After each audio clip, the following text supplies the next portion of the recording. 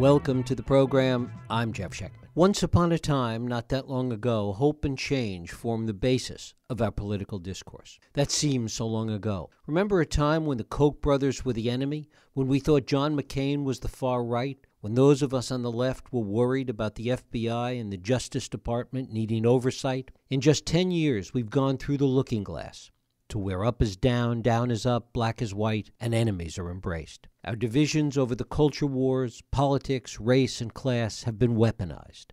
And demographics, geography, social media, and technology now make it so we seldom have to interact with anyone that disagrees with us.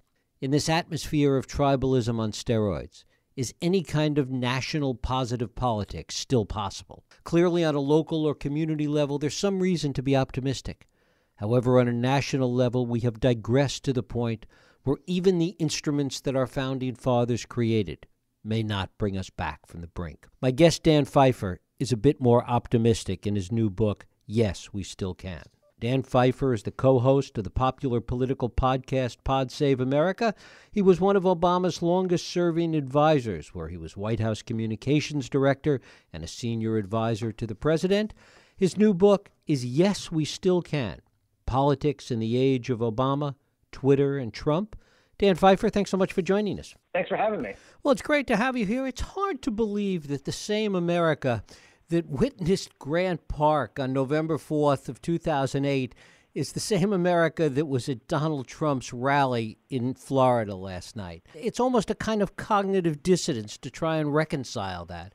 Talk a little about that first. Well, that question is really sort of what led me to start this book on the day, essentially the morning after Hillary Clinton lost and Donald Trump won, was to try to understand what had happened and the idea that our first African-American president can be replaced by someone who made very explicit racial appeals throughout the course of the campaign.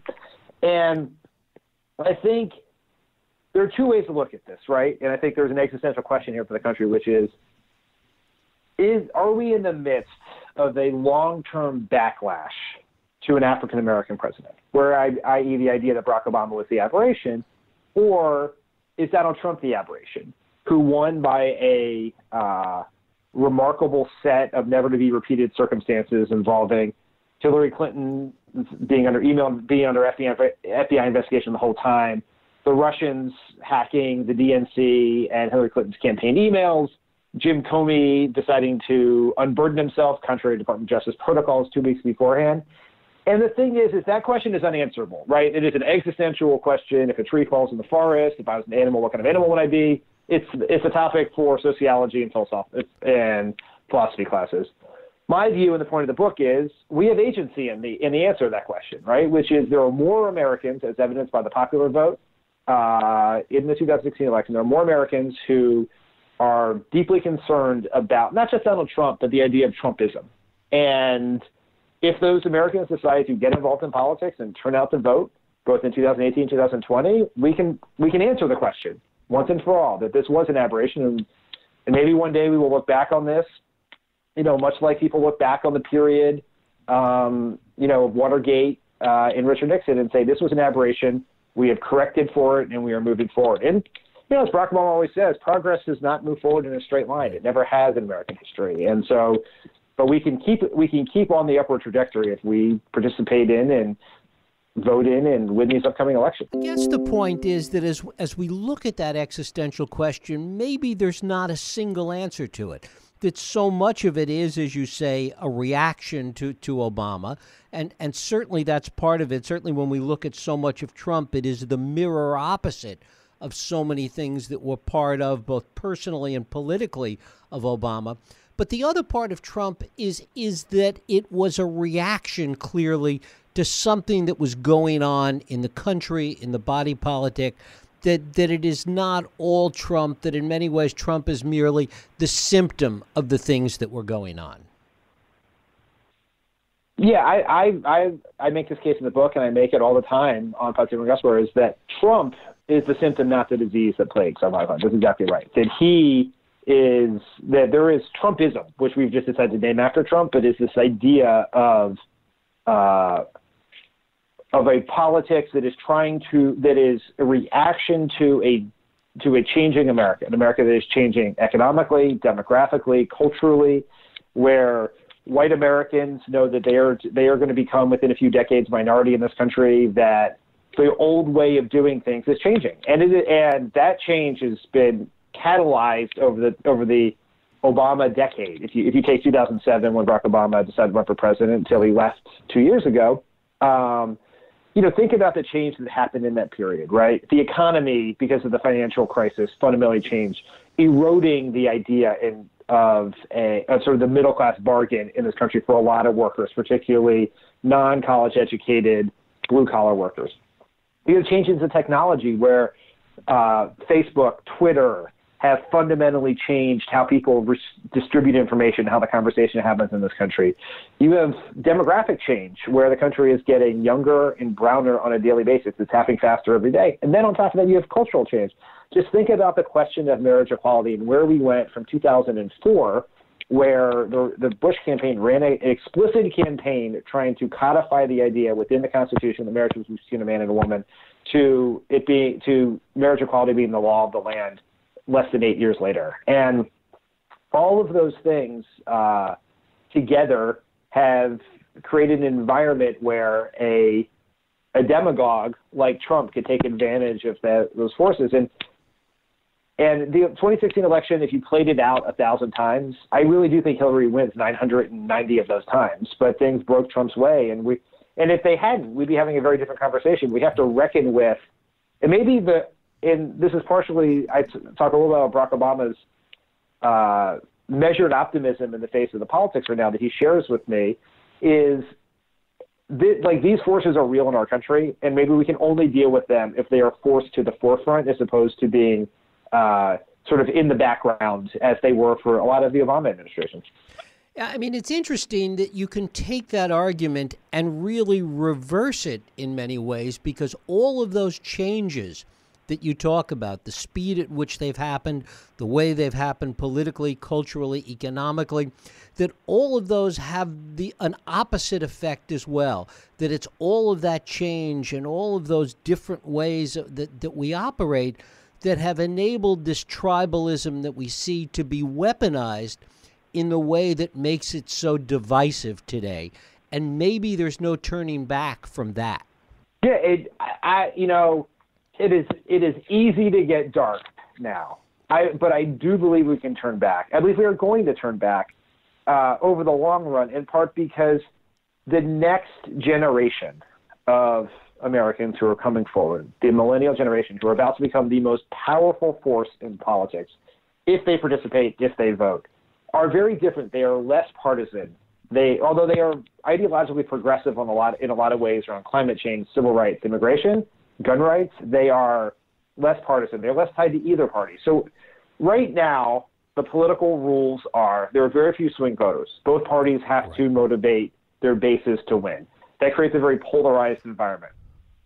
Once the only path to victory is to compete over millennials, and Democrats and Republicans are competing for the same voters, I do think that has the potential to change the political discussion in this country and make it more rational. I mean, I guess the question then is the degree to which millennials are turned off by what they're seeing now.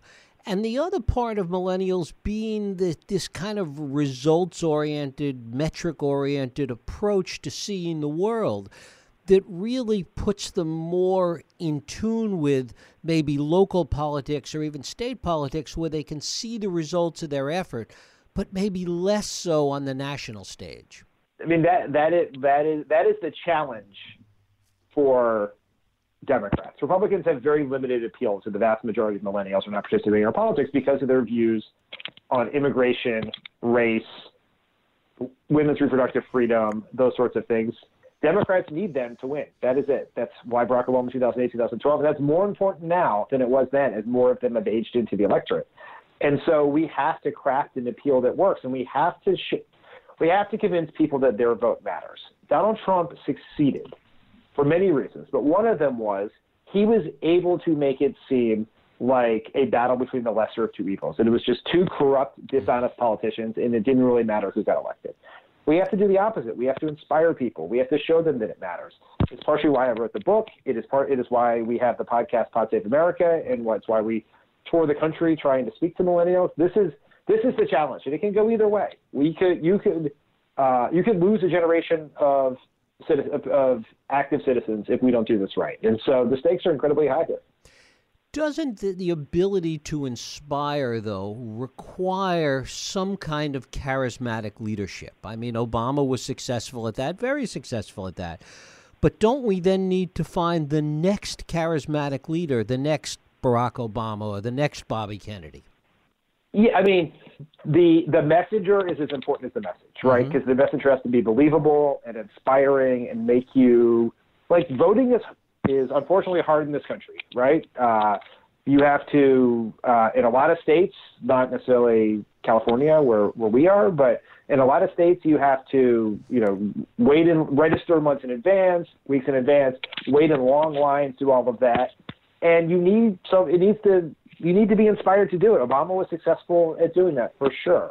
And our next candidate, I'm hesitant to say we need the next Obama, but we need someone who can make people feel like citizenship matters. And so that's going to be what hopefully comes out of the 2020 primary, in which, as far as I can tell, 100 Democrats are going to run. And we'll see. And we don't know, it is at this point in the 2008 presidential cycle, no one was talking about Barack Obama running. He wasn't even in the conversation. And then he decided to run, and most people thought he couldn't win. And then he won a historic electoral landslide. We don't know who that right person is now, and I'm hesitant to even know because campaigns are a match between the moment and the person. And we don't yet know what voters will be looking for in the spring of 2020 when Democratic primary voters start going to the polls in Iowa, New Hampshire, California, et cetera. I mean, I guess the other part of it is the way in which Trump and Trumpism and everything that we're seeing today, the way in which it may have changed, and maybe it won't over the long run, but the way in which it may have changed how we view politics and how we look at politics today, the fatigue that so many people are feeling, even some of his supporters, that it may have changed politics for a long time. See, I'm always skeptical to make long-term pronouncements, but I think it seems like politics definitely feels harder and longer than before. That has a lot to do with Trump. It also has to do with how the internet and social media have sped up the news cycle, where a day feels like a week feels like a month, and a month feels like a year. But if you can take yourself back to 2006, 2005, in the darkest moments of the Bush administration, where we are stuck in a war with Iraq, where we invaded the wrong country after 9/11 and messed it up every single way, and it seemed never ending. And there was massive corruption investigations on Capitol Hill and around congressional corruption and bribery. You had the response to Katrina, and politics. You could have had the same conversation back then, and 2 years later, Barack Obama shows up on the scene, and so I think the person who replaces Trump, if it is a Democrat who replaces Trump in 2020, they have a tremendous opportunity and, frankly, obligation to turn that around, right? I think that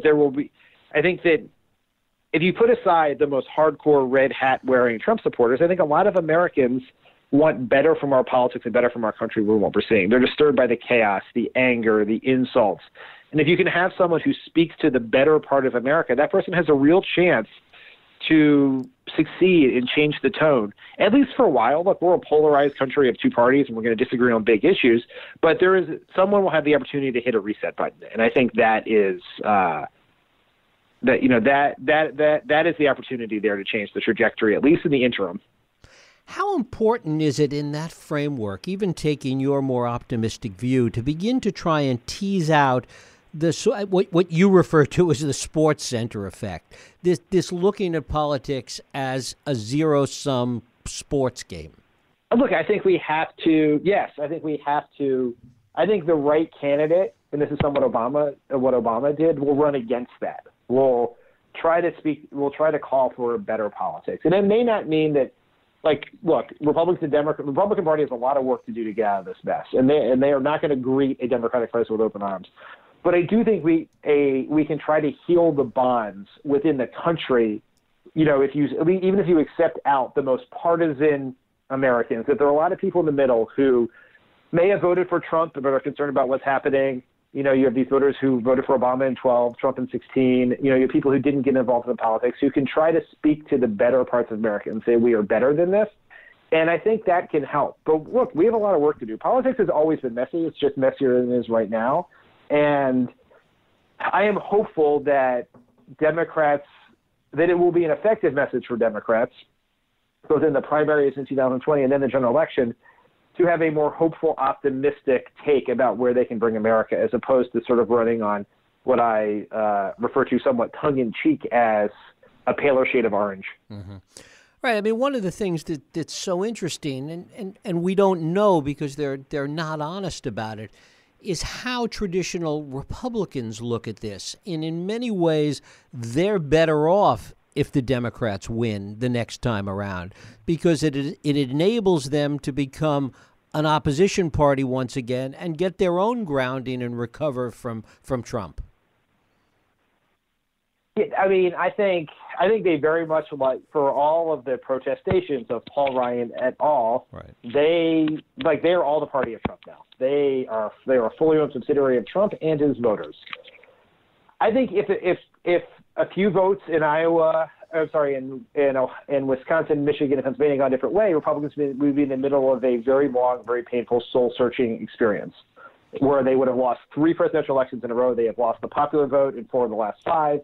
And would have been trying to figure out how to appeal to a broader swath of Americans. And that is kind of one of the real tragedies for politics writ large of the Trump victory, is it taught people this lesson, and it may be because of some sort of a black swan event, but that Trumpism is a path to victory. And and if we can win in 2018 by large margins and then win in 2020, Republicans will have that. And maybe some figures will be willing to stand up to the worst elements of the Trump coalition, the Steve Bannon types, the white nationalists, the people who are running these explicit racial appeals, and say that they're not welcome in the party and begin that hard work. But we'll see. Sadly, I have zero faith in just about any Republican politician right now not named John McCain. Right. It's a little bit like the Stockholm effect has taken over the whole party. Yeah, that's exactly right. We heard these protestations early on about how they're going to stand up to Trump, but at the end of the day, they are afraid of Trump. It's in part because Trump has real sway over the base. And, there's this primary election in Florida coming up, and there's this guy named Adam Putnam, who is a member of the congressional leadership, agriculture commissioner. He was the favorite. But he was an establishment Republican. He was most likely going to win. And then Trump endorsed this other guy who basically lives on Fox News saying crazy things. And that guy's now going to win. And that fear has, sort of put it's only the Republicans who are not going to run again who will briefly have courage. And everyone else has decided that their own political survival is more important than what I know they down deep believe what is best for the country. Mm-hmm. And finally, talk a little bit about your sense of what the Democrats need to do if they're successful this November, if in fact they take control of Congress. Beyond finding that leader that we talked about a few minutes ago, what else do they have to get right? Well, I think Democrats have to reclaim the mantle of the party of the working and middle class in this country. So if let's say we take the House and Senate back, we still can't pass laws, right? Like, we still need a president to sign laws, but we can put forward a bold, comprehensive, easy to understand agenda for how to help the working class in this country. Because the Republicans campaigned as populists, but they've governed as corporatists, passing massive tax cuts for the wealthy, undoing the rules that governed Wall Street, made it easier for some of the risky behavior that led to the financial crisis. We need to expose that and provide real alternatives. And then the other thing I think that from a policy agenda that's important is what has happened in the Trump administration shows that we never anticipated as a system a president who lied, who was willing to enrich themselves, who was willing to not abide by the norms of releasing tax returns and being honest on financial disclosures. And we we need to put some teeth into some laws about corruption in this country. And if Democrats can be the anti-corruption, pro-middle-class party, then we have a real chance to reclaim the majority in the House and Senate and the state houses and the White House. And so we're going to have, we need to do all the investigations because we have to find out what's happened in this administration where there's been certain corruptions and a lot of corruption may be crime, but it has to be paired with a proactive, bold, progressive policy agenda. Dan Pfeiffer, his book is Yes, We Still Can: Politics in the Age of Obama, Twitter, and Trump. Dan, I thank you so much for spending time with us. Thank you so much. I really enjoyed it. Thank you.